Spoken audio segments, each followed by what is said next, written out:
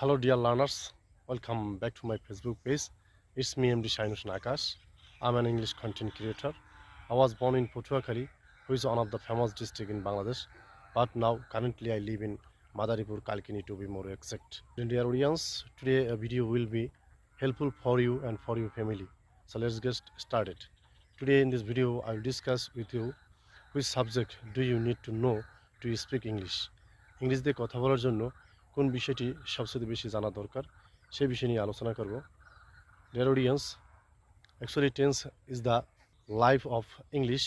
Without tense you can't speak in English. আপনি tense ছাড়া কল্পনা করতে পারবেন না এবং টেন্স ছাড়া কথা বলতে পারবেন না। So tense is the more important. So actually ইংরেজিতে টেন্স আছে 12 ধরনের, তার মধ্যে 6টি টেন্স সবচেয়ে বেশি ব্যবহৃত হয়। দেয়ার আর 12 tenses in English. 6 tenses are most commonly used to speak in English. So guys, if you know 6 tenses well, you can speak English fluently without any hesitation. So let's see. First of all, number 1, simple present. Number 2, simple past. Number 3, simple future. Number 4, present continuous. Number 5, past continuous. Number 6, past perfect.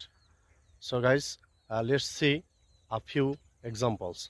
যেমন আমি তৈরি করি, তো এটা আমরা বলবো I make. আমি তৈরি করছি, আম মেকিং। আমি তৈরি করছিলাম, আই ওয়াজ মেকিং। আমি তৈরি করব, আই উইল মেক। আমি তৈরি করেছি, আই হ্যাভ মেড। আমি তৈরি করেছিলাম, আই মেড। আরেকটি উদাহরণ দেখি। যদি আমি বলি আমি যাই, আই গো।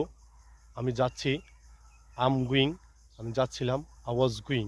আমি যাব, আই উইল গো। আমি গিয়েছি, আই হ্যাভ গন।